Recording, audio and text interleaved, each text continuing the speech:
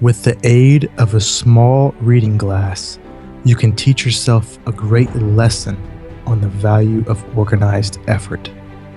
Through the use of such a glass, you can focus the sun rays on a definite spot so strongly that they will burn a hole through a plank. Remove the glass, and the same rays of sun may shine on that same plank for 1,000,000 years without even burning it. Faster than a speeding bullet.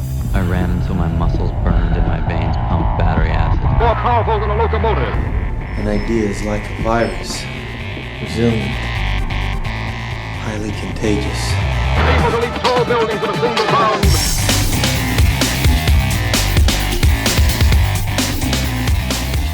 All right, and we're here. Welcome to the Better Humanology Podcast. We are all the way into Season 2, Episode 7. It's kind of crazy how it just sneaks up on you like, hey, we're starting a new season, and boom, next week we'll be 2 months into it, which is kind of crazy to me, man. It's just... Did I say crazy? Because it's crazy. Well, I'm excited to be here. And freaking saying. So, quick introduction. If you're new to the podcast, my name is Jared Moon, and with me, as always, is Talon Schwam. What's up, man? What's up, Jared? Not much. Just doing a podcast, having fun. Because it's a crazy thing that we're 7 episodes in. It is a crazy thing. Lucky number 7. It's 11. All right, so we're going to hop into... Let's talk about last week a little bit. Okay. There are a ton of challenges thrown out. And I want to start with your challenge. It's a banger. Last week, you challenged us, me and us, the rest of the listeners, to not multitask, right? Right. To focus on one thing in particular. And I'm going to have to start with asking you, how'd you do with your own challenge this week? Really well. There are times where I had to catch myself where I'm like about to start like, oh man, I'm feeding the baby. Oh, maybe I should grab my phone and like check this, or I'm on the phone call and I'm trying to work on something else. And I was like, you know what? This week, at least this week, I'm gonna try my best to do zero multitasking, and I did a great job. I think there was only like 1 or 2 times where I caught myself where I was a few minutes into it, where I was like, oh crap, no multitasking, bad talent. But overall, I think I did a great job. How about you? Other than you gave the caveats last week about the multitasking, how if we were doing yard work or driving or whatever, I was allowed to listen to my audiobooks and whatnot. And so I, of course, did those things. I did that multitasking, but I really feel like the no multitasking while I'm working, that's just kind of how I operate. Like I can't, I shut down, like I don't allow my phone to ring. I don't allow any notifications to happen on my computer whatsoever. So really, if I start some sort of project or whatever I'm doing on my computer, until that's done, I don't really communicate with the outside world. I don't look at anything else. I'm just kind of focused when I do get in the zone. You don't leave the TV on in the background when you're working. You're not a Facebook social media type that's like, it's been 10 minutes. I got to see what they said about my post. No. So, and if anybody... In all honesty, I used to check, this was probably a year or 2 ago now, but I used to check Facebook too much, more than I wanted to, and I did 2 different things, and one of them is still running on my computer. So I use Google Chrome. Right. That's be a little pro tip for all the listeners out there. I installed what's it called? Google Chrome Newsfeed Eradicator. Okay. And so whenever I go to Facebook now, like if I were to pull up Facebook right this second on my computer, I cannot see the news feed. At all? At all. It completely... Write this down. It completely blocks the news feed from your computer, and instead of the news feed, all you see is a quote that normally has to do with productivity. It's either like, your life is ending 1 minute at a time, and this is what you're doing, or like, something from Benjamin Franklin or Socrates or something. It's always like a really awesome quote just to kind of remind you like, really? This is what you're doing with your life right now? So that's helped me a ton. Newsfeed Eradicator. And then I can't remember the other one off the top of my head, but it basically, you could restrict how much time you could spend on sites. And like it would shut it down for you. yeah, like you can't visit the site anymore. And I'll look it up after the podcast and make sure I link to it in the show notes. But essentially, I set my time. This was last year when I was first like, you know what, I'm social media too much. I set it to like 3 minutes. Like I couldn't be on social media for more than 3 minutes in a day. Okay. And so then it would just lock it out. And it has like a little timer. So like you go to Facebook and like the timer's like counting down. And you're just like, oh crap, okay, get off. And then you like, anyway, it's fun stuff to cut social media out of your life if you feel like you're spending too much time on it. Child lock for the internet addicts out there. Yeah. So, I mean, it's fun stuff. And that was a huge tangent. Huge tangent. It was. But, you know, those are some good tips. Yeah. I'm all about the productivity. And so we hit up multitasking. Last week, I challenged everyone to 2 things, a fitness challenge, 400-meter walking lunges, and then also to take something away. So were you able to take something away from yourself this week? I was. It's a little bit embarrassing to say, but I took away fast food this past week, and that's, you know, it sounds like maybe that was easy for a lot of people, but there's a lot of other people out there. It's like, man, what, a whole week without any fast food? So that was me. It's been a while since I think I went a whole week without one meal being fast food. It's just, you know how it is with infant and, you know, a new lifestyle. So I took away fast food this week. What about you? That's some better human stuff right there, man. Getting rid of the fast food. So, you know, I'm a huge fan. We've had an episode about it. Huge fan of the standing desk. Well, been traveling a ton lately, and but still working. And everywhere I was working, I had a chair. And so when I got back home, what was this last week? I got back home trying to get back into my routine. So I have a standing desk, but I also have like a kind of like a bar stool. So if I ever do like want to sit down, like I have the option at least. But when I got back, because I got so accustomed to sitting down, I was using this bar stool basically like I would just sitting down all day. And, you know, I kind of realized, I'm like, what are you doing? Did you get in like this new habit of like sitting down? So I took my chair away. That's what I did. I took my chair away. Look, you're standing all week, and it's been great. You know, so just back to standing all day when I'm working. So that's what get out of here, chair. Yeah, that's what I did. All right, man. That's the recap from last week. Other than Murph, which oh yeah, how'd that go this week? Pretty crazy. Oh. So, you know, I don't like Saturdays. I do Murph on Saturdays. Saturdays are not like some like ceremonious day in which my whole family's like, we know you have Murph today. You do not have to. You are, you know, pardoned all fatherly activities. Like, you know, it's not like Murph. Like I said, I don't want Murph to be on some sort of pedestal. Well, this past Saturday was like yard work Saturday because we'd been out of town for a while. I had to take care of a bunch of stuff, like remulching the yard, just trimming the bushes and all this crap. And literally took 7 straight hours outside of working. Just like, oh my goodness. Yeah, like carrying bags. It's not cool outside right now either. No, Texas is not normally known for being cool in August. I mean, it was pretty hot, and in all honesty, I was very tired at the end of that day. But on top of that, I got stung by a bee in the forearm. Of course you did. And a yellow jacket in the leg.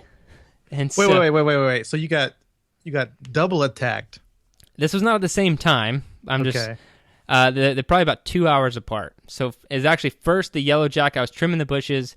Some yellow jackets got pissed off, got me in the leg, and boom, like whatever. That's our home. Yeah, so they got pissed off. And then I'm over cutting some stuff over by our rose bushes, and a bee just nails me in the forearm. It honestly felt like I got like hit by something. Bees just like don't mess around when they sting you. Ain't no joke out here. Yeah, and so that was fun. And so what did I do? Took a little Benadryl just to make sure that I didn't have like this, because my arm started to swell up immediately, and I was like, oh, well, that's not good. No, it's not good at all. So I took some Benadryl. Are you allergic to bees? Maybe mildly. Like it wasn't, you know, like a anaphylactic shock where I couldn't breathe or something, but yeah, definitely some sort of mild allergy or something. So I took some Benadryl, And now we're getting to the end of my 7-hour workday that I was talking about. Mm-hmm. And You're tired on top of tired. I was tired, and I was like, okay. So I had to go to a birthday party for my niece, and I was like, you know what? If you don't do Murph right now, there's no way you're doing Murph today. And, like, that's unacceptable. And so I essentially went straight from yard work over to my garage, put on the vest, and just immediately executed Murph on Benadryl with a bee sting and a yellow jacket sting, and tried to accomplish Murph. And it was very painful. Every step I took on the run, I could feel in my leg and my forearm because they were just like throbbing from the stings. Oh yeah, and like somehow. Yeah, and like I had hurt my toe too. Like I'm not trying to complain here. Just like I was all effed up from the manual labor that I had done. And so when I was doing push-ups, I had to do push-ups on one leg on top of the other because my foot was jacked up. And then I had to do the push-ups. I had to like really like put my hands in this weird way because my forearm was so screwed up from the bee sting that I couldn't like hold my wrist in the position that I would normally do push-ups. And so it was just like in all honesty, I mean, my time wasn't bad.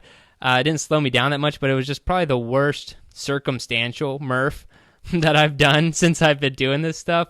And I just thought I would share that story with you and the crew today. I got a question though, because that makes me wonder, at what point are you not getting better doing these Murphs? Because that one sounds like it's an experience. Of course, sounds like a really good mental toughness challenge, but your body... that was all mental toughness, dude, because I went to that birthday party, and I got there and I sat down on the couch and was just like, I don't think I'm going to move. Like, yeah. Like, give me as much food as you guys could possibly can, and I'm just going to sit here. I felt, I was definitely torn up, exhausted after that one. Well, if you feel like you got better, then you probably did. It's all what you perceive, my friend. If you are perceiving that you are getting better, you're definitely getting better. But let's get into this week, man. The Better Human Bullets for this week. So a few weeks ago, I threw out the Iron Mile, which is basically just walking with a barbell or yoke on your back, a loaded carry for a full mile. And I said that was definitely a fitness challenge and a mental toughness challenge combined. The only reason I'm bringing that up now is because I have another one of those, a fitness challenge and mental toughness challenge combined. And if anyone follows me on Instagram, I actually posted this already, and you can see, but anyone who doesn't, I'm going to tell you what the challenge is now. So if you're already working out, and I don't care what you're doing for your workout, whether you're doing a bodybuilding routine, you're running. Don't laugh when you say that. I'm not laughing. I just throwing it out there. Whatever you're doing CrossFit, you're training with, the garage gym athlete crew, like whatever you're doing on your daily basis, finish your training session, and then you have to, once it's over, you have to immediately run a mile. So you're basically tacking a mile run onto the end of your workout. But here's the deal. You have to pick a time that you're not allowed to go slower than. And so for me, I picked 6 minutes. I cannot go above 6 minutes in my mile. And if you do, you have to run another mile when you're done. So if I get like 6:01, I'm running another mile. The second time does not matter of your mile. Like if you end up doing that penalty second mile, the time you could run it twice the time, it doesn't matter. And obviously pick a time that works for you, whether that's 5 minutes, whether that's 7 minutes, 8 minutes, 12 minutes, 15 minutes, whatever, a challenging mile. You want it to be challenging. Like for me, a 6 minute mile or below is very challenging. That's a challenging mile time for me. And so that's why I picked 6, because I know I can go faster, but it sucks to go faster than 6. So that is my challenge this week. I don't care if you're training, whatever you're doing, every day for the next 7 days, even if it's a rest day, at least get your mile in there. And you have to go faster than whatever time you set for yourself, but just make sure you're setting a mile time that is hard to do for you. Does that make sense? Yeah. So it sounds like probably for most of that mile, you'll be almost close to sprinting. Yeah, you should be going as fast as you possibly can. And it adds 7 miles to your routine. In all honesty, for most people, you're not adding any more than 10 minutes to your workout. Right. Which is crazy, right? It goes right in line with our sprinting episode we had last better, right? season. Yeah, it always makes you better. So it doesn't matter what you're doing, right? It's going to make you better no matter what. I like that. So it's pretty simple. You end up running 7 miles over the next week. Yeah, get it done. It's not going to be easy. This one's hugely mental toughness and a lot of fitness too. In all honesty, I'll kind of poke and prod the listeners a little bit. I doubt most of you will do this. How about that? How about that? Yeah. Talking that shit. Yeah. So just try it out. I mean, in all honesty, I'm going to hate every second of doing it, but I really want everyone to join me in doing it and let me know. All right, man, what do you have for us this week? Well, this week, looking at a lot of Jared's, Twitter and Instagram, hits he gets back, probably not a lot of people will do my challenge this week either. But I think it's another banger. So it's going to go right in line with what we're talking about for our second topic in this episode. But it's also going to be challenging. I think it's mentally challenging as well. So I want you guys to journal just one time. It doesn't need to be like a daily thing for the next 7 days or whatever. Just one time, journal about your deepest, darkest secret. Okay, so it can be on the computer, or you can write it either way. But what you want to do is put at least a paragraph down, and then try and stay aware of yourself. I mean, write about like the emotions you were feeling while whatever event this is, or whatever thing that happened to you is. Write down how you felt then, and then also while you're writing, try and write down some of the emotions at the very end once you finish that you feel while you're writing it. So like, if you feel, oftentimes deepest, darkest secrets aren't going to be positive things. So if you're feeling guilty or shameful or just sad or whatever, put a couple of those at the bottom just so you're aware of what you're feeling now. Maybe you feel better writing it down. Maybe you feel glad that you kind of remembered this and you can put it away. But once you finish, since it's your deepest, darkest secret, you probably don't want to hold on to it. You probably don't want anybody to find it. So whatever it is, you can do whatever you want with it, but I would suggest either if you wrote it down, if it's in paper format, burning it. I mean, if you even wrote it on the computer, printing it off and burning it can be very therapeutic as well, or just deleting it and making sure that no one's going to find it. But the whole process is just to help you become more aware of some of the emotions that maybe you're suppressing, some of the feelings that you've had and then are having about some of the things in your life that you aren't maybe as fond of. So, I love how well-rounded the podcast ends up being between the two of us.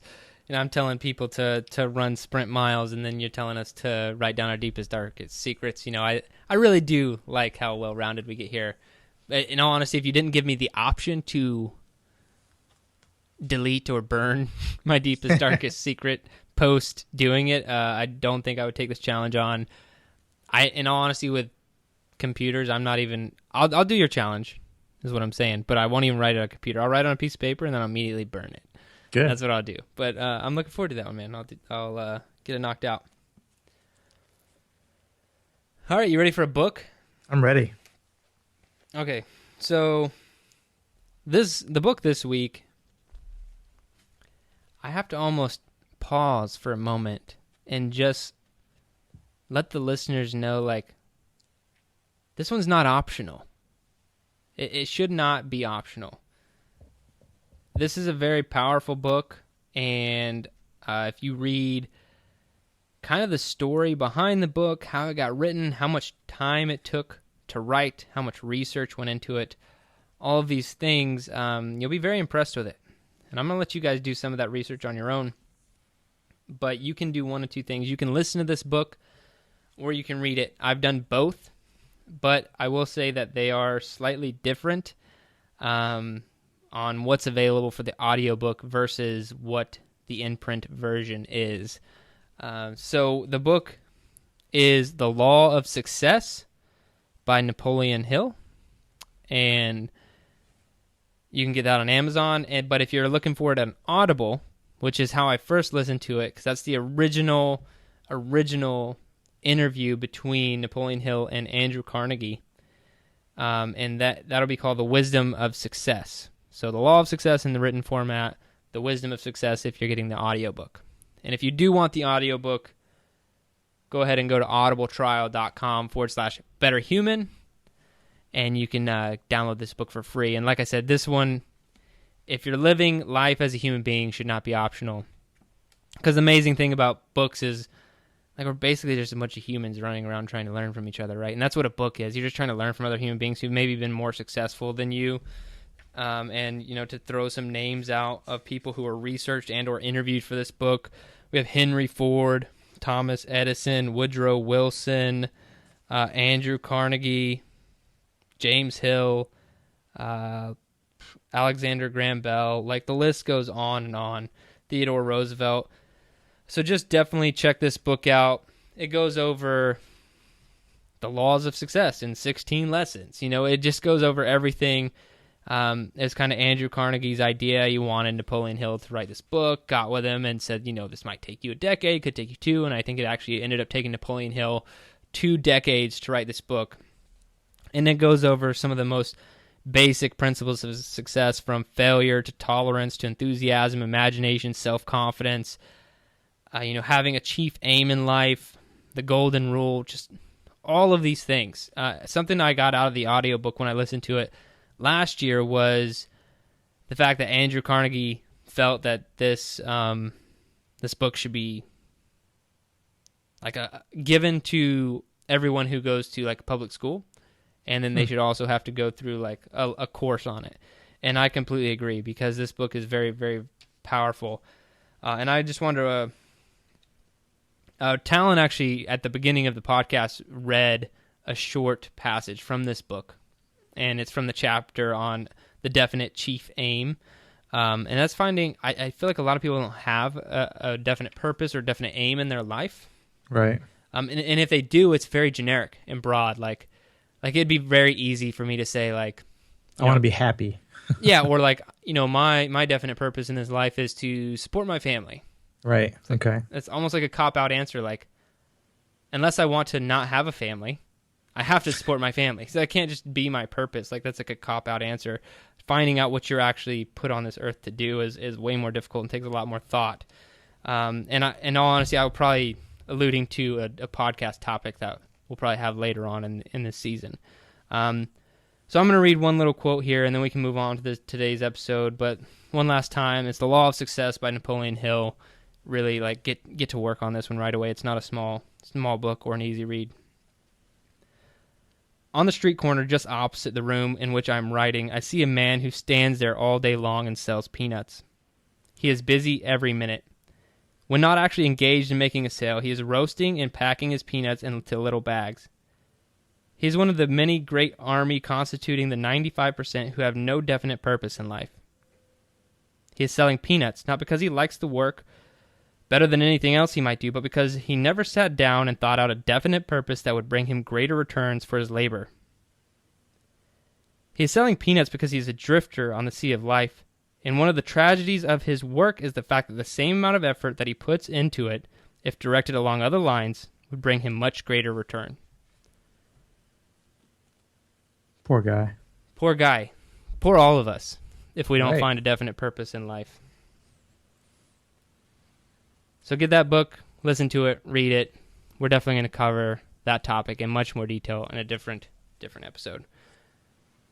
I feel like it got a little somber for a minute there. I wanted it to get somber because I'm serious about this stuff, and I want people to really think about some of the things that we go over. And that, and honestly, when we do that episode, the entire episode from me might be somber, but what I'm talking about today is not as somber.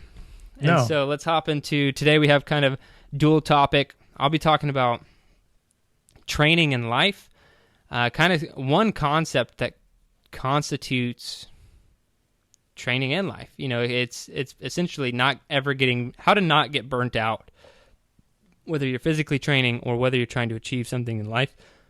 And then we're also going to be talking about, you know, not repressing your feelings or...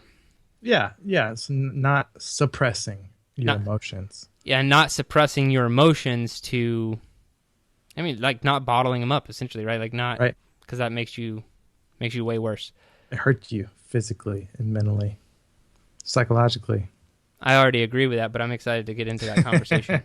Get into what we're talking about today. First here, and that is not getting burnt out in life. because we've all been in situations over the course of time in our lives. I know that I've always kind of been this like hard charging, get after it type of guy for a long time. And I remember talking to one of the, because Tal and I were in ROTC in college because we wanted to be officers in the military. And I remember talking to one of the other cadets. I hate using that term because it sounds so silly, but one of the other cadets in the ROTC detachment that we were part of. I think I was a freshman at the time, and I was just telling him, like, you know, he asked me what my summer plans were. It's toward the end of freshman year, and I was like, well, I'm going to, like, do all this working out stuff. I'm going to take 3 summer classes. I'm going to do this and that, and, like, basically not stopping and not having a break. And he's like, that's cool. That sounds like a great recipe for burnout. And I was like, He didn't know you at all. what was interesting is it did make me take pause. I was like, is burnout a real thing? Like, can that happen to me? And so I got a little bit concerned. I'll never forget that conversation because I've always been like looking for it. I'm like, is burnout gonna happen? Like, is it on the horizon? But what I found is if you kind of structure your work life and your training life in such a way that it can't happen, it won't happen. So everyone needs that time, like that decompression time. And we kind of talked about how that could be in your daily life. I think this was 2 or 3 episodes ago, people playing video games or whatever it is for them, daily stress relief. But I'm talking about, like, if you just, killed it over the last couple of weeks, you're just, like, really going after it. How long does it take to recoup and, bounce back before you're at 100% effort? How long would you say that is for you, Talon? If you're, like, working your ass off on a project, how long would you need to take off? You had a vacation before you're like, you know what, I'm ready to get back and get back at it and get after it. I really feel like the answer is cop out, but it depends. I'm one of those guys that takes breaks while I'm working. Like, I'll take a break like in the midst. I can't do like the straight on, like, here's knock out 10 hours of just grinded out time. I'm like a 2.5 hour, take a little break, jump back at it kind of guy. And so for me, it's kind of base it off how I feel internally. I think that's always kind of sporadic, but what it really comes down to is if it's something that I'm passionate about, or something that I'm just grinding it out, I have to get done work. So if it's something that like I'm probably not interested in, and I'm just working because I have to get it done, I guess I'd probably say the weekend usually is fair enough for me. If I took like a vacation in that kind of sense, probably like a 7-day vacation would be, I think I would come back and I'd be like, oh, hell yeah, okay, we're good to go now. And would you need all 7 days, or would you feel like good halfway through the vacation? No, I think if I was like planning on I'm gonna take a 7-day vacation, then the whole mindset going into it would be like, oh yeah, well, I deserve the 7 days, so I can, when I get back, I can really grind it out. So yeah, I think I would extend it no matter how much I really feel like I needed to fit the amount of vacation I had. The Parkinson's law, which we talked about, right. The work will, in this case, rest will go to the time that it's given, basically. Right. That's awesome. For me to bounce back, I don't need a lot of time. I know that I work very hard during the week. I feel like I need Saturday. But then Sunday, I'm like, okay, I want to get back to work. Like, I'm ready to go. That's why I'm very glad that I have a family. They keep me from being a worse version of myself, a workaholic that I could probably turn myself into. They keep you from working on that Sunday as well, you're saying? Yeah, because I stop working at a reasonable hour in the afternoon to be with my kids. Right. If I did not have kids and I didn't have a wife, I don't know when I would stop working. Might not be a Jared right now. But in all honesty, I could be a much worse version of myself. I'm not saying that's a good thing. I could be burnt out, broken down, and I think it's good that I'm like stopping at the end of the day, like, God, like I don't want to stop, but you know what? I'll save some of this for tomorrow. And so I think that's a good thing. But what I'm really talking about here is the concept of deloading. And so all my fitness fanatics out there, they already know what I'm talking about when I talk about deloading. And if you're a collegiate athlete, you might know it as unloading. And essentially, what you're doing, in the strength program that I created, 1-man 1 barbell, and then also in Jim Wendler's 5-3-1, which is another famous strength program out there. The deloading is built in. So essentially, you work your ass off for 3 weeks, and then you just so week 1 is a certain amount of volume, week 2 is more volume than week 1, and then week 3 is more volume than week 2 and week 1, and then you're starting to get taxed, and then week 3 you essentially cut the volume to 50%. And there's like a lot of speculation on how you should deload in the fitness world, but in all honesty, I think that that's all like semantics, and like it doesn't really matter, because what I think is way more important in physical training is resting the CNS, the central nervous system, not so much the volume itself. And so you can get really overtaxed with heavy barbell movements. To be honest, most people finish their first cycle of strength, and they don't really feel that taxed. They feel like they could just keep going, and that's true. But if you're in it for the long run, you need those deloading weeks. You need to take that time off and reduce the volume, reduce how hard you're going after it. And this is just kind of commonplace, because we all know, going hard all the time, like 100% of the time, does not work. Like, right. In what world does that work? It's not a thing that actually works. And then kind of hard computers. That's it. Say what? The world of computers, that's it. I think robots can go 100%. I mean, not even. Like, if your computer... That's true, right? If your computer was at 100% processing power all day, your hard drive, or like your processor, would be fried by the end of the day. It has to operate basically, at the 60% level all day for it to keep going. Fair enough. Yeah, and then, we all need a break. We talked about that a little bit. I asked you how much time you need for vacation. Like, everyone needs a break. And then in fitness, obviously your muscles and joints, everything needs a break, just needs that time off. And then, but one of the biggest principles in fitness would be super compensation.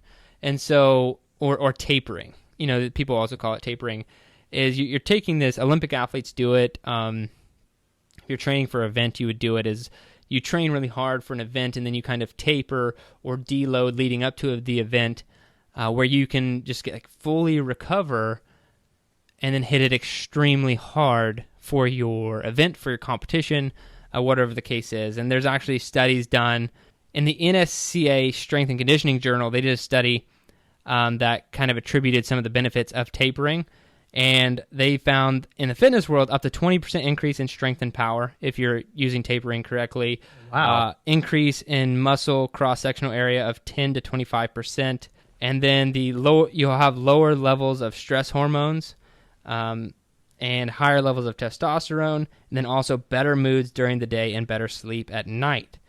Sounds like a better human to me. Yeah, and so it's very important. In the world of strength and conditioning, and anyone who knows how I program, like, we always have a deload week. We're always taking breaks here and there, and we hit it really hard. When any athletes who train with me know that we hit it really hard, and then we will back off. We only back off a little bit, but just enough. And I'm more worried about someone's central nervous system, as I mentioned earlier, than I am someone's, like, really their joints, muscles, ligaments, tendons, or anything like that.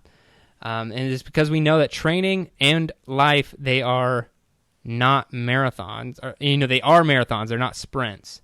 And so taking this fitness concept, right, that's essentially this deloading, unloading.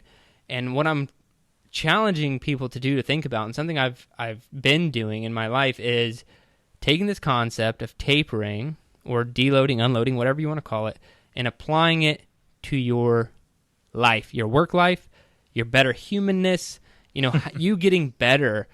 It just keeps you fresh. And so what does this look like? It looks like, because I've said it, like, I'm a hard charger. If I have a moment to myself, I'm listening to an audiobook. Like, we all know, Jared. Yeah, this is how I'm approaching things, but it's not sustainable, and I know that. It's not like a realistic. I'm so happy to hear you say that. Yeah, it's not like I can't be like that every second of the day for my entire life. Like, I need breaks too. And so the way I've found to do this best is treat my life just how I would any sort of training cycle. And so how do you do it? Is it solitude you throw in there? Is it it's not necessarily solitude, tapering effect? but I like to do, I don't necessarily need, in the fitness world, it would, for the way I would train strength would be 3 hardcore weeks, followed by 1 week of cutting the volume down, doing less and just recovering. I don't need that much time when it comes to just my work life and my family life. Okay. I think I really only need probably like maybe 3 days, 4 days. So just going back to getting better is like, yeah, I'm listening to audiobooks. I'm working out. I'm running a mile after my workouts. Like, the challenge that I talked about today. I'm doing all this crazy stuff. I'm just doing everything, trying to get better, just constantly trying to be productive and get better. And then it comes up to a deload time period, whether that's a week, 3 days, 4 days, and I just don't do any of that. I'm not listening to an audiobook. Maybe I take 2-3 days off from working out. I'm not concerned about listening to a podcast. Maybe I'll watch some TV. Oh. Maybe I'll watch a show. Maybe I'll binge watch like a Netflix series in 2 days, something like that, just to kind of take a step back. And if it only, in all honesty, if I only do that for 1 day and I'm like, okay, that was if I'm like feeling like that was a waste of time, then I know I haven't worked myself hard enough and I need to keep going harder. Oh. So I need to know, like, I need to feel like I need that break. Okay. And I think that this principle can really help people, approach, because if I was like, all right, Talon, you need to, any moment of free time that you have, you need to be listening to an audiobook, you need to work out every single day, you need to plan out what your day looks like, all this crap. Maybe you do it. Maybe you're excited. Maybe you're gung-ho about it because you're going to get better.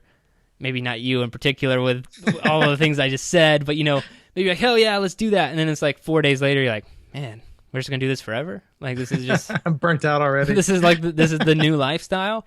And the answer is no. Like, take those breaks, plan them in there. Right. And it doesn't even have to be vacation. Just, like, stop doing so much. And maybe this isn't something that you should say, but if at your job... maybe you don't work as hard for just a few days. You're like, okay, what can I just do to get by for the next few days? And then I'm going to hit it really freaking hard the next 3 weeks. Right. I think that it keeps you really fresh and keeps you going.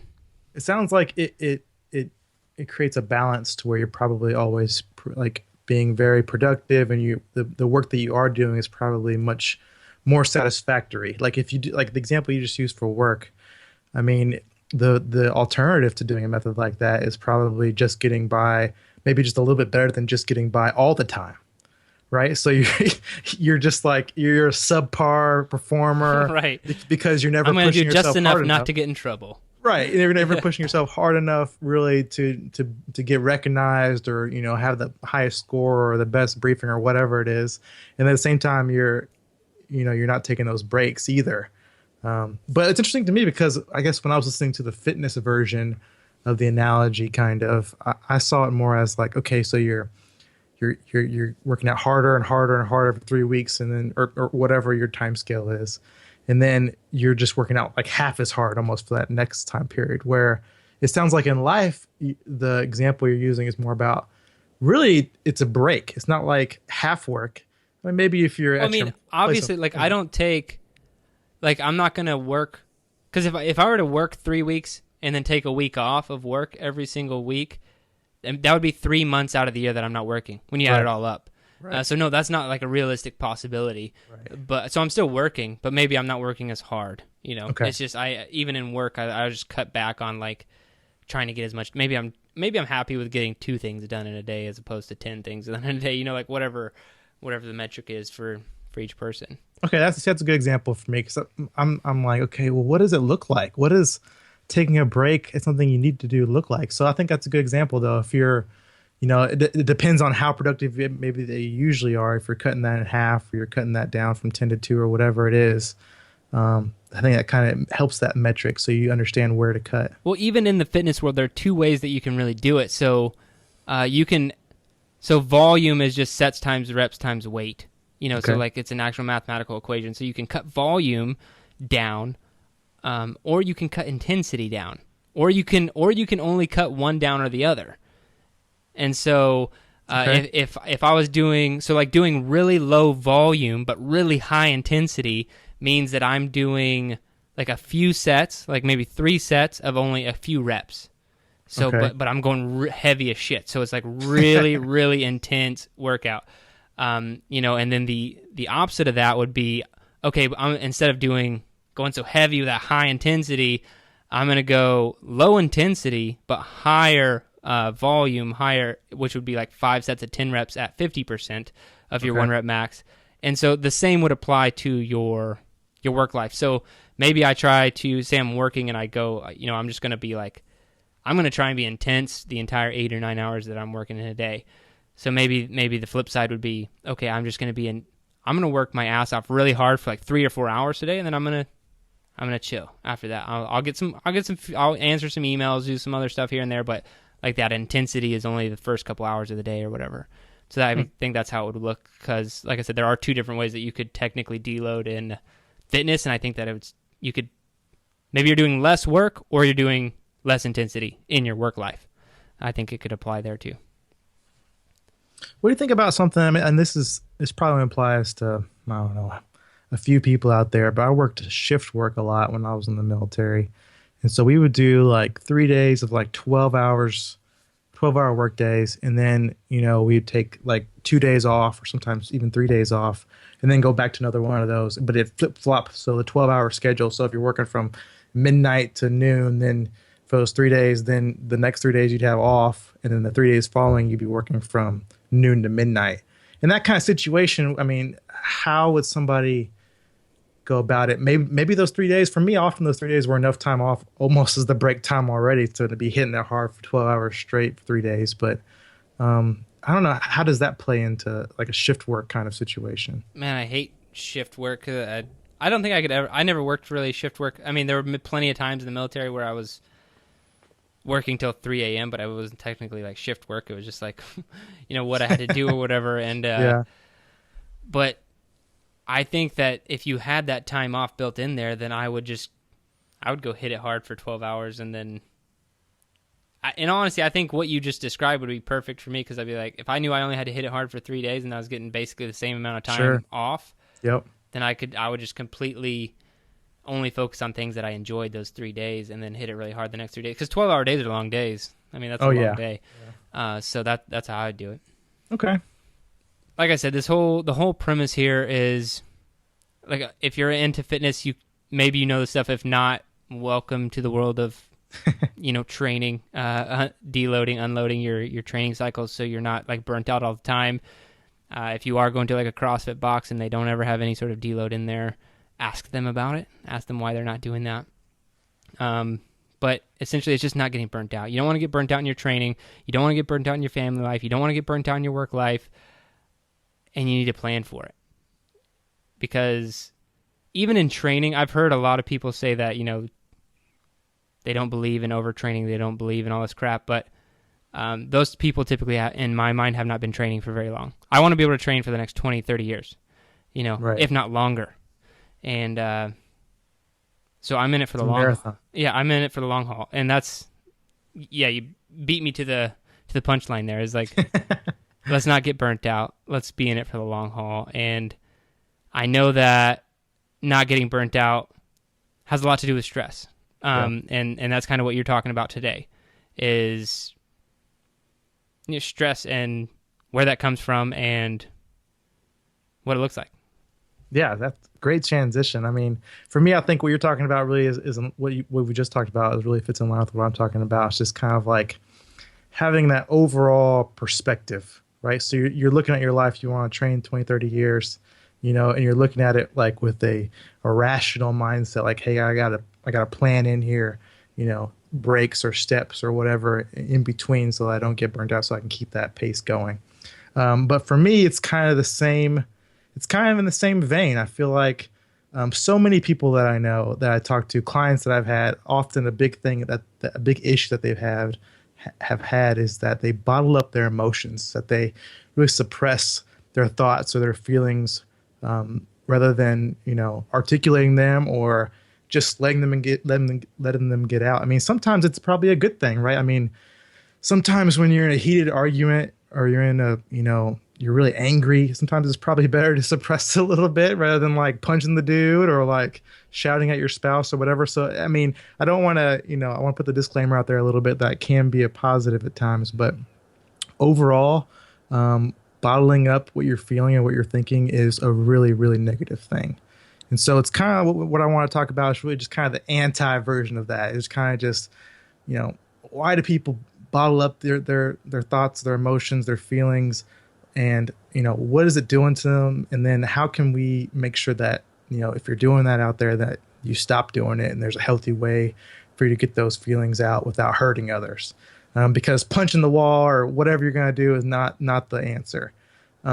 So the first thing I kind of alluded to is why are people bottling up? I know there are times where I've been like in arguments or, I took debate in high school and I was like, and I was a freshman. I had a bunch of like juniors and seniors in there. And so I felt like the low kid on the totem pole. So oftentimes, even in the middle of like a debate we were being graded on, I'd be like, I won't really elaborate on this topic because I'm worried somebody will have a much better argument, or I'll just be punked because I'm, the little kid in the class. And so I felt like maybe I'd be unworthy, and that's one of the other things that people bottle up. They feel like they could be unworthy or inferior to those around them. They feel like they could be misunderstood, or maybe they're just apathetic about the entire situation. Like, I don't really care about the people around me. I'm feeling upset about what just happened, but I don't really care about these people enough, or maybe, I don't really care about myself enough to really talk about it or get it out. Unsure of themselves, or maybe they're worried that someone will be aggressive towards them. There's been lots of times, I don't know if you remember when we were classes together in college, there'd be like open forum discussions, and I think people bring up like really, really like heated topics. Like, I can't remember some of the things that were going on back then. It's been a little while now. But like somebody brings up like a big movement, like something like a Black Lives Matter nowadays or something like that. And there's obviously emotions versus Blue Lives Matter, all kinds of stuff on either sides of the spectrum that if it got into an argument, some people would get really heated. And then some people would be sitting there in the audience or the group discussion like, yeah, I'd rather not say anything because I don't want to step on the wrong toes or get someone mad at me or look stupid or whatever it is. What's the fourth option of just being completely indifferent because you don't care? Is that like, what is it? Right, apathetic, yeah. Just completely apathetic to the situation. Yeah, that's still hurting you. Okay. Or you're unloved, like nobody's going to care about your opinion. I wasn't saying that I don't care. I'm just curious about the people who don't care. Yeah. Right, yeah, it's confusing to me. I'm not one of these people. This is why I'm really passionate about this subject. Is because I'm not one of those people that can really bottle up things. I'm one of those, if you know people that are like, they always say what's on their mind. They always, if like, even though it shouldn't be said sometimes, I'm that guy that probably is going to say it. I think Jared has a really story. That's probably my favorite story that anybody has of myself. That he's told me before. I forgot a little bit of it though. That's why I try and ask you often to like rehash it out for me. It was like before PT, when like freshman year of college, and it was like I stood up or like I said something for somebody. Do you remember what it was? Oh yeah, so this was when Talon and I first met, and the very first we showed up at a physical training session for the Air Force, and we were there, and there's like a group of four of us because like we were the only ones there. We all got there super early, and some guy was like sitting there, and he kind of looked nerdy, and like sure, yeah, and then he started talking about something nerdy. And I'm just standing there like, maybe I think I probably was apathetic in that situation. So I'm like, you like nerdy stuff, like whatever, I don't care. And then, like the other dude chimed in and was like trying to make fun of him for his nerdy stuff. Right. And you were like, you immediately stood up for the guy. And you're like, what? You're like, what's your problem? Like this, like, let's talk about it. This is cool, or whatever, you were interested in what he had to say. You cared, and like, you didn't shut him down. You actually shut the guy who was essentially trying to be like a bully, like a high school type bully. Like, we don't talk about nerdy stuff. We're cool. And you're like, we talk about whatever we want to talk about. Like, let the conversation go where it goes, So I do remember that. Thanks for that. I feel like I it's good for me to get that reminder as much as possible. I mean, I do forget bits and pieces, but it kind of reminds me of who I am. And I'm probably not always as altruistic as I was in that situation, because I feel like that paints me in a really like superhero light, because I hate people that try and just down others like that. But I feel like that just describes me in this kind of context well, because it's like something need to be said there. I mean, maybe if I didn't care about the situation as much, I probably didn't really even care about the dude. I didn't know him. We were all brand new. But it's just one of those, like, I have to say something. What's on my mind? Like, I have to step up and release that anger or tension I was feeling from this other guy. And so that's kind of just why I'm so passionate about the topic in general. I know someone like this. Uh-oh. Yeah. So my wife, Emily. Oh, yeah. And I will go ahead and say that my wife is very tactful in professional situations. But amongst family members, and I'm not just talking about me, I'm talking about her, her brother, her sister, her parents, and to include me, like, she will not hold back. And this is actually something I love about her. But most people, due to their insecurities, amongst, you're probably more insecure with, like, your family because you can't hide anything from them. Right. Like, your family knows you so well. There's no, like, putting up this, they know what type of person you are. It doesn't matter. And she calls people out on that stuff all the time. I appreciate that. Yeah. If someone's like, if she were to like talk to me and be like, you're really kind of dropping the ball on the whole dad thing right now. Like, you're not changing diapers, or, like, she would just let me know. There'd be no like, hey, I wonder how I'm doing. Like, she would let me know if I was doing a good job or a bad job. And I think some people are uncomfortable with that. That's probably, honestly, like, one of the main reasons I married her, is because I love that about her. And she holds me to the standards that I hold myself to, which I think is awesome. But I've seen it within her own family where she'll call someone out on something and, like, they're not as happy about being called out on something. And so she's just like, she tells it like it is. And I love that. But, I think it's an amazing trait. I wish more people could be like that. I wish that it was just kind of how the world operated. Because, I think we had this conversation not that long ago about, like, how people will make, like, some sort of reasonable, logical excuse. Mm-hmm. And if you don't know them that well, you're kind of not allowed to disagree from, like, a social standpoint. If they're like, I'm not going to work out tomorrow, I got a big thing tomorrow, and then the next day I'm going to have to go to the doctor, and, like, it's like, so I'm not going to work out. And you're like, oh, okay, yeah, you're not going to work out. That makes sense. But if I knew you better, like, if I knew you as well as I know you, and you were trying to sell me that, I'd be like, no, you should probably still work out tomorrow and not be a piece of crap, because it's perfectly okay. Like, I wish people could call people out without it being so offensive. We're so good at making excuses these days. I think that's probably the thing that humans have gotten more skilled at than almost anything else, is making excuses to each other, just how to get away with stuff. But I totally agree. I mean, it's probably easy for me to say that because I'm really that kind of guy. My wife actually is also, so it's kind of funny when we are talking to each other about ourselves. But it is so, I feel like it's just true genuineness. It's really raw. It's kind of real talk. I feel like what a lot of people need.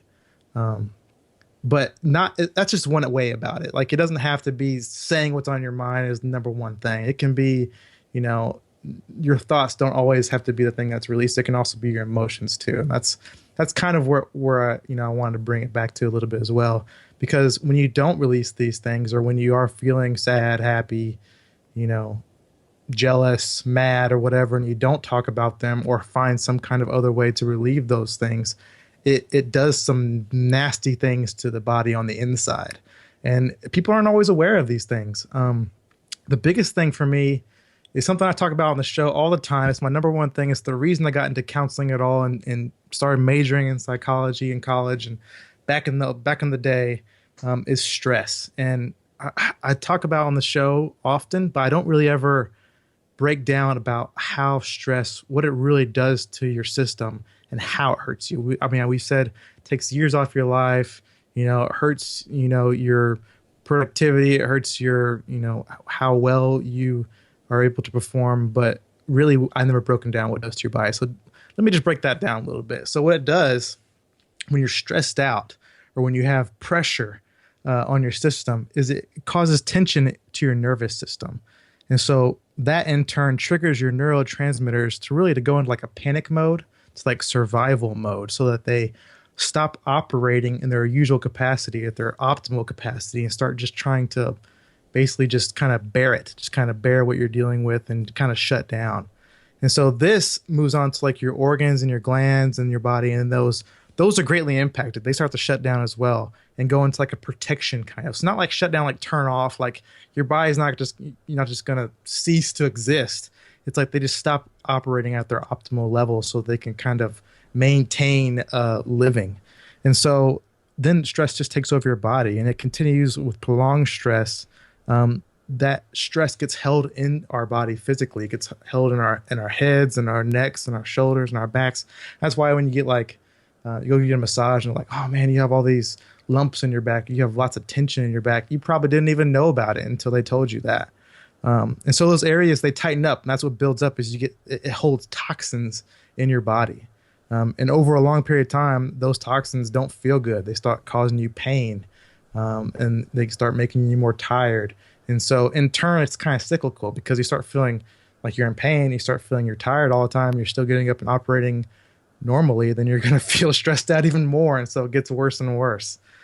So stress is the number one thing what it does to you when you try to repress all of these or suppress all these emotions, these feelings, these thoughts, and holding them inside. No, I don't know if this is a point that we disagree on. Obviously, stress is horrible for you. Yeah. But a conversation we've had on the show before is the difference between stress and pressure, right? Right. Because I actually read a while back that, and I don't know if this is true, or like I didn't see it linked to a scientific study or anything. I did read this, and it said that from a physiological standpoint, and then also from a psychological standpoint, there's no difference that scientifically they can tell between anxiety and excitement other than your perception of it, which I think that is very interesting, and I think it ties into a little bit about when I always bring up this stress versus pressure, and I always give that example of the guy with the apple on his head, right, standing on the tree, and you're lined up 20 yards away with a bow and arrow. The guy, if I'm standing there with the apple on my head, I am stressed the F out because I all I can do is sit there and worry and stress about you not killing me and hitting the apple. You, on the other hand, are under an extreme amount of pressure to not kill me, but you're not necessarily stressed out. Like, it's a different perception in the moment. So, I mean, what are your thoughts on the difference between stress and pressure? Well, my man, I feel like that analogy doesn't necessarily fit. So for me, anxiety is not stress. It's not equal. I mean, stress is kind of the product of anxiety. And I was pointing out more Sure. the perception, not necessarily relating anxiety and excitement to stress and pressure, just the fact that perception is what basically makes those emotions different. Yes, I think the emotion that you feel is controlled in your head by you, but stress is not something that it's something that you can overcome mentally, that you can use your mind to reduce and get rid of some of that stress you're feeling, and that's mental toughness. But stress is not created by being excited. Stress is not created that way. Stress is, in this situation, stress is created by a million things, though. I mean, goodness gracious. But in this situation, it's more about, it's not worrying. This is not really a conscious thing. You're being conscious by bottling up and by suppressing these things. But what it's doing to your body, like you're not like sitting down in your house like, oh, man, tomorrow I'm just gonna not say anything that I think, feel anything that I think, and that Right. worry's getting to you. It's not like that. It's like this is affecting you based off just how you are operating. At some point, we've all suppressed Definitely, yeah. or something, and it's just not. It's not a positive. Dude, I kindly suppress things like every time I speak to someone else because I have such high standards for myself, and I feel like everyone else should have the same standards. So like I was talking about earlier, when any time I hear someone that I don't know that well just floating me some BS, I'm repressing some. I mean, that's some simple stuff there. I'm not like repressing deep stuff there, but I'm repressing the fact that I just want to like call that person out on like. So maybe it's anger. Maybe that turns into anger because I'm like, you are just not. Like I just get angry and right. then, but you're frustrated at them. I mean, I do nothing with it. I'm just like, oh yeah, you can't work out tomorrow. Okay, that makes sense actually. Now that you've explained it to me, you can't work out. It makes sense. You can't wake up at 5. That'd be impossible. That's way too early. You don't do that. I get it. Right. But then how do you feel about them later on? Every time you see them from then on, you're like, oh, this is that guy that gives me that bullshit excuse. This is that gal that really she doesn't ever push herself. Like. Oh, that's bad. Yeah, because it affects you, even though you're not really probably consciously thinking about it. Yeah, if I meet you for the first time and you're giving me a bunch of excuses and we just met, like I can only extrapolate that to what would happen if we were to actually become friends. Right. like you just met me and you're telling me why you can't do things. Okay, like 1, I don't want to work with you. 2, like yeah, we're not gonna be friends. So yeah, that's moving away from that as fast as possible. I mean, that's one of these my points here about what it does to your body is that it hurts your subconscious, and then in that point, it could hurt your self-talk as well. If it's something that about yourself, if you start analyzing that, maybe after we've had this conversation now, you'll be like, oh gosh, am I the guy that's always hating people just because of that first impression, and maybe they were real negative to me? So, like, what it comes down to is that subconscious feeling that you have about them now from then on. You weren't able to release that by telling them about how you really felt about them or how they should be doing things or just what you thought or what you felt. And so now you have that build up just inside you. I tried my hardest probably not to judge someone when I first meet them. Sure. Yeah, of course. But it always comes out because like what happens when you first meet someone? They're like, hey, what do you do? What do you do? Mm-hmm. And in all honesty, I have the hardest time explaining that to people because no one understands the internet. When... So I basically just say I'm a strength and conditioning coach. And then that immediately plays on someone's insecurities if they don't work out. That's a good point. If I'm like, I'm a strength and conditioning coach, and they're like, yeah, I used to work out in high school, don't anymore, hurt my knee in 1994, so I haven't really squatted since. I'm like, dude, I don't need to know all this. I don't want your excuses on why I don't work out anymore. Like, I'm very sorry for telling you I was a strength and conditioning coach. Can we just, like, go back to, like, how's the weather? And, and so, yeah, that stuff maybe just happens to me more often because fitness is a very tense subject for a lot of people because everyone knows they should be doing it. There's no one... I've never actually spoken to a person who's like argued from like a logical or intellectual standpoint that fitness is not actually necessary. I've never ever heard that argument, and so it just doesn't happen. People are if you're not working out, you're probably insecure about it for some reason. If you're not working out, then it's cutting years off your life, just like if you're stressing out. Yeah. For me, in that situation you just talked about, I can relate this exactly to that too. I feel like that guy or gal, whatever first person you're talking to that uses that example, they feel inferior as soon as you put out that I'm a strength and conditioning coach because they haven't been working out. They feel like, you're probably not going to understand why, so they're going to try and come up with an excuse because what they really feel is shame or guilt, and they're not willing to express that to you. They're willing to put up some kind of front. Right. So then that in turn is affecting them. And that's what kind of my next point was, is it really causes mental illness because you start seeing the world in a skewed point of view. Your emotions are a big part of like how your brain functions in several different areas of your brain. Like the middle area of your brain stores like memories that are really emotionally charged. Like the frontal cortex houses like emotions that operate through impulses and like it's your insight and your empathy and your judgment. And your temporal lobe, that's like controlling your mood stability. So all those are really like in line with your emotions. And if you're suppressing different sections of your brain or different emotions that you feel, then you're not allowing your brain to operate freely and properly and effectively and efficiently in how it's supposed to be operating. So you're putting your brain in little boxes instead of letting your brain operate all together as one. How it's supposed to be working, and that in turn causes sickness. I mean, because you're shutting off different parts, you could lead that could lead to depression, anxiety, like you brought up, especially social anxiety. Because if you're always feeling inferior, and then you start breaking your brain down, we're like, okay, I'm inferior. At the same time, I shouldn't be expressing who I actually am. I can't do it because it just makes my inferiority complex that much worse, and that just kind of becomes cyclical, like other things we talk about. So that it really can create strong mental illness by doing this. And the last two things I had were it can really increase weight gain because of stress, and that's really tied into stress a lot. Oh yeah, cortisol levels, yeah, exactly. And then diseases. This one's the biggest thing for me, is that it can cause disease in your body, and this one is also linked to stress ultimately, but it's just putting your body under that much pressure all the time makes your body that much more vulnerable. It hurts your immune system, as like when I was talking about all your organs and glands and insides of your body. It's just like it breaks your system down and puts it in like, okay, let's just make it through this, part that we're in right now, and then stops letting it operate at its optimal levels. Don't want that immune system to tank. No, we need that thing. Yeah, you need that thing constantly. Yeah. Yeah, that's a funny story about just going back to that. It reminded me, I was on an airplane recently, going back to the strength and conditioning coach thing. Yeah. I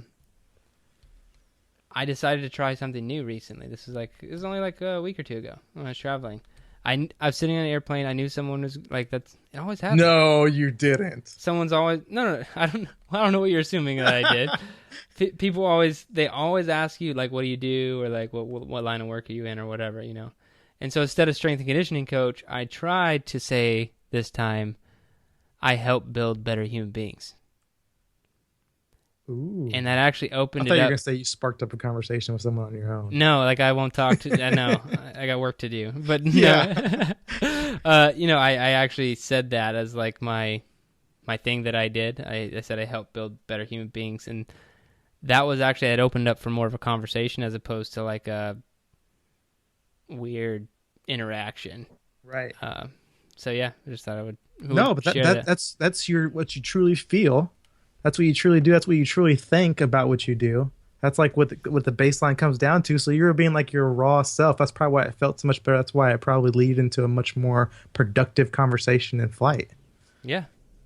I love it, man. That's getting better every day. I love this show. That's what we do. That's what we do. All right. So what are you supposed to do if you're the guy or gal that doesn't know how to let out these emotions, and you're always just like, okay, well, I'll just bite my tongue and I'll go home and I'll scream in my pillow, or I'll punch the wall, or I'll just throw some rocks at a tree. I used to do that when I was in high school.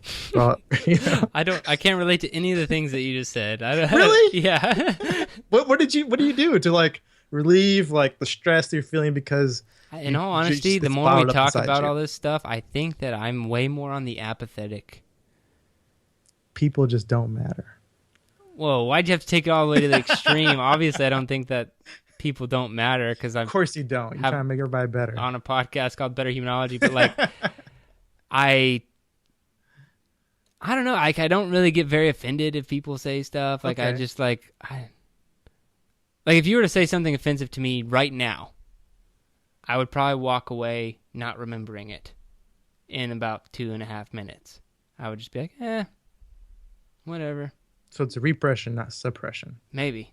Like, I don't know what it is, but like I just immediately, I don't know what it is. I don't know what, I don't want to like take leaps and guesses here, but I don't think, I move on quickly. And honestly, I was interviewed on another podcast, and they talked to me about, they asked me about my whole getting injured in pilot training and then having to switch careers and all this other stuff. They're like, right. I was like, well, you want to be a fighter pilot for a very long time. Like, wasn't that like crushing? Like, how long did it take you? Like, how many bottles of whiskey did that take before you were like over it? They really asked that. Yeah, and I was like, I had never really been asked that question before, and I was like, I think I started formulating a new plan the next day. Like, I just forgot about the whole fighter pilot thing and just moved on. Like, I wasn't.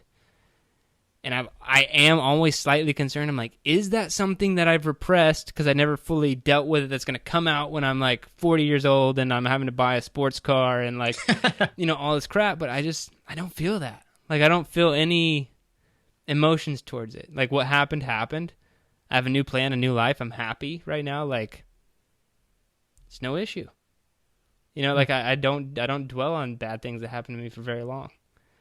Well, I mean, it sounds like you create a really strong defense mechanism. I mean, how did you, like, when you think back at that memory of when you stopped your career path of becoming a pilot, when that happened to you, what do you think about? Like, what do you think about, like, well, yeah, what do you think about it? Let me put words to your mouth. Well, it's funny now knowing a lot of friends who have become fighter pilots specifically, like, not jealous of their life whatsoever. Yeah. So, like, with between the 14-hour work days and constant deployments and being away from their families. Yeah, TDYs and constant studying. All, like, I'd look at it as dodged a bullet sometimes. Okay. Like, I know it. If I was a single dude, I think that it would be different. Maybe I'd be an alcoholic because I'd be so depressed or whatever. Because, like I said, if I didn't have my family, like 14-hour days would probably just be something that happened, maybe longer. Maybe no family Jared was meant to be a fighter pilot. You know, like I could just dedicate my whole life to being the best fighter pilot on the planet Earth, and that would have made me happy. But having a family, I'm way, way, way more interested in seeing how fast William can run, you know, because like that's what he always wants to show me how fast he can run, you know, or Graham, you know, like saying new words or hanging out with Emily. That stuff is way more interesting than pulling G's in an aircraft right now to me. So right. I don't know. So it sounds like to me that you figured out a way, which I think, even if it is a type of repression somehow, we would classify it as some kind of healthy repression, some kind of healthy way to get over some negative memories. Like, you know, to look at it in a positive way, to look at, you know, what it gave you out of what it took away from you. I mean, versus what it took away from you, you know, look at what you have now versus what you would have had then. I think that's a really, really positive way to look at those kinds of things rather than just keeping them down there and just thinking, oh, well, they're gone. They're in the past. You know, I just won't worry about them right now. So you're saying I naturally it sounds like repress my emotions in a healthy way. Yeah, but you probably can do it in a more healthy way with some of these tips that we have going on. But I mean, like more drinking? Should I drink? No. Yeah, that's an unhealthy way. Oh, okay. Because you're probably going to forget a lot of things that happen to you anyway with the more alcohol or whatever you drink. Just wanted to be clear. Yeah. But my first one is something that you do already. So maybe that you are doing a part of the, you know, some of these tips to release your emotions bottled up already without even thinking about it. So the first one is write. And I have a couple of like sub bullets here. Yeah, you do. You do a lot of that. And maybe you started that so you could start. Because when did you start writing? 2011. Yeah, and when did the pilot thing cease? 2011. Okay, see, so this is interesting. Maybe because you're always creating plans and creating ways to overcome things on your own, you figured out the perfect path to get past some of those negative emotions. Maybe. So the couple tips I have, if you don't know where to go and you need to start writing, you can start a journal. And we talked about journals in this show before. It doesn't have to be anything serious. You can just write down a couple thoughts that you had that day. You can write about the experiences you've had before. You can write about the negative emotions you felt that day. Whatever it is, journaling and the process of writing in itself is therapeutic.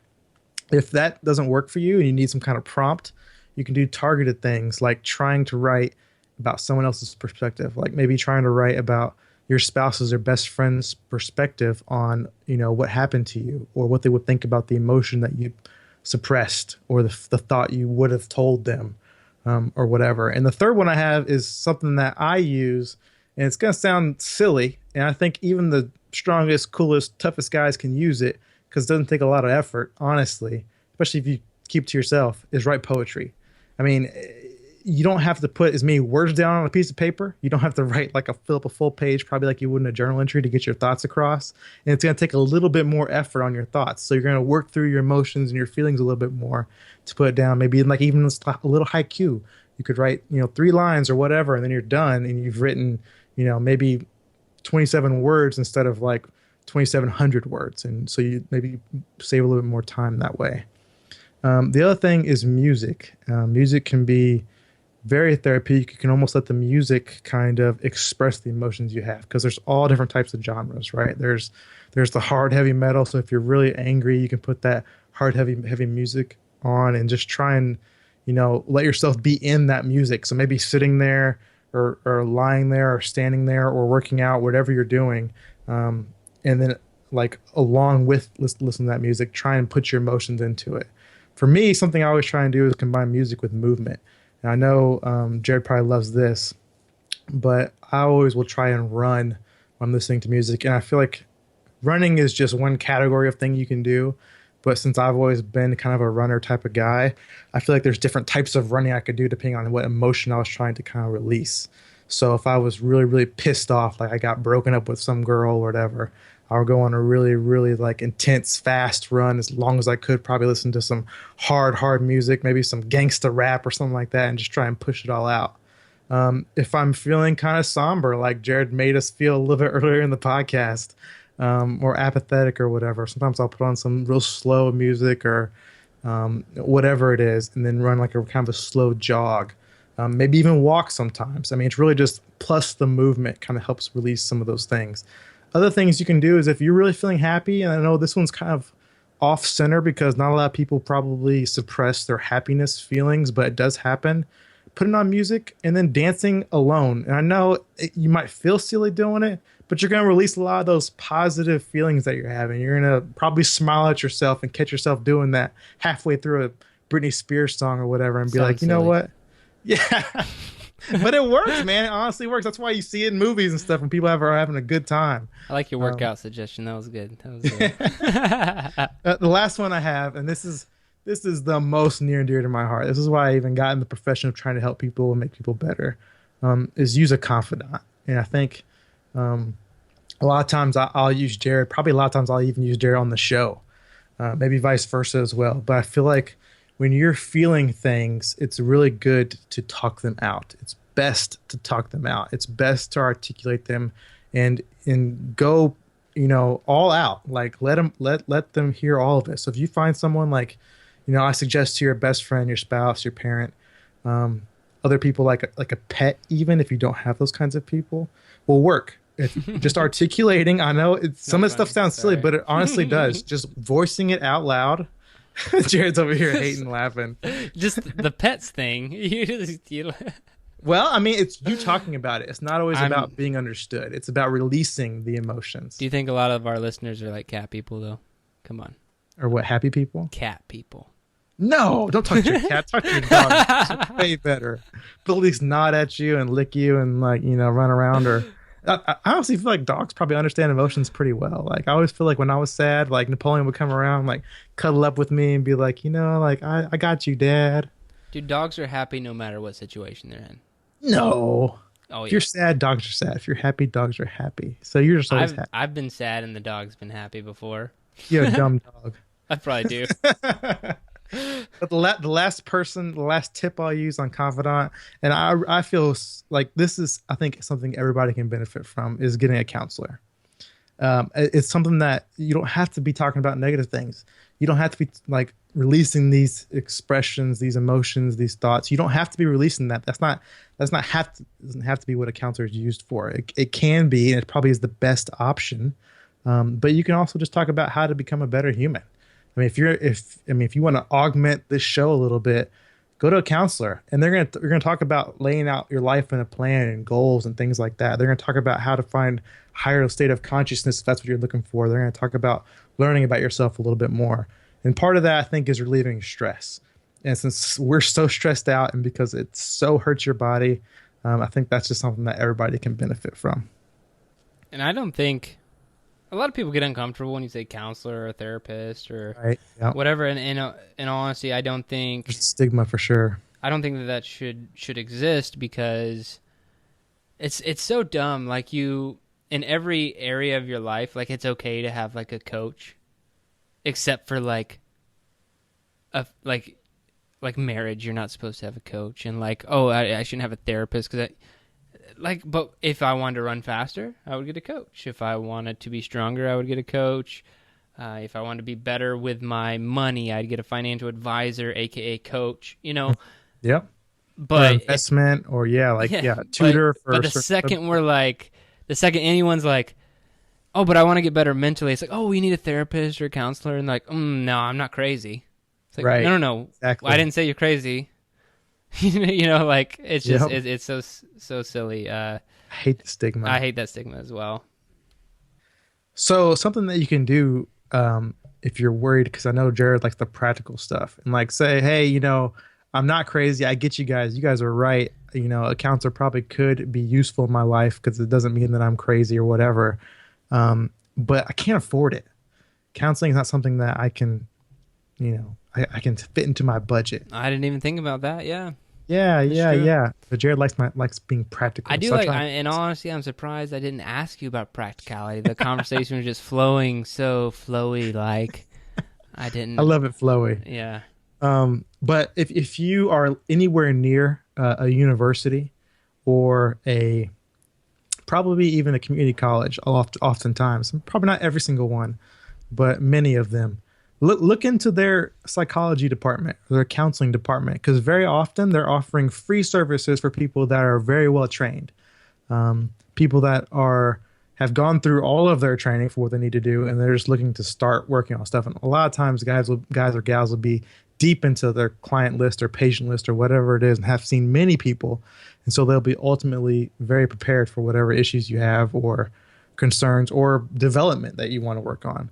So that's always going to be free, just about 100% of the time. You're always going to be looking at getting free stuff there, and you don't have to be a part of the university or anything. You could be a homeless dude on the side of the street that somehow has an iPod listening to our show with a happy dog. If you have a happy dog, you probably don't need a counselor, because you're talking about happy dog. But listen to our show, and you can still walk into a university or whatever counseling department and probably get signed up, probably even that day, and see someone. I do feel like today's world, people would be homeless but still have an iPhone and be able to listen to it. Yeah, I know. Yeah. I think I've seen homeless people, like, after I put a couple, quarters in their cup, walk around and be like, okay, I'm gonna check Facebook, and post about how much money I got today. If you just give me 75 cents, it's been a good day so far. All right, man. Well, I think that wraps it up for today. Interesting concepts: avoiding burnout, not repressing our emotions, or if you do so, in a healthy way. And yeah, I really enjoyed tonight. And if you guys enjoyed our conversation this evening, roll on over to iTunes. You can even do this on your phone now, which you couldn't do previously. You can leave us a review, a positive comment, 5-star review. As I explained before, it really helps the show out by recommending us to more people. It helps us get a higher ranking so more people find us. And for those of you who have left reviews recently, really, really appreciate that. I actually do check this stuff frequently. So if you're leaving it, you could even leave me a little note. Be like, hey, Jared, or ask me a question. If you do anything like that in your review, no doubt you will get mentioned on the podcast. But I do appreciate everyone who's left reviews and the positive comments. I really do appreciate that. Everyone else, if you have a minute, go ahead and do that for us. That'd be fantastic. That's all I have. Till next week.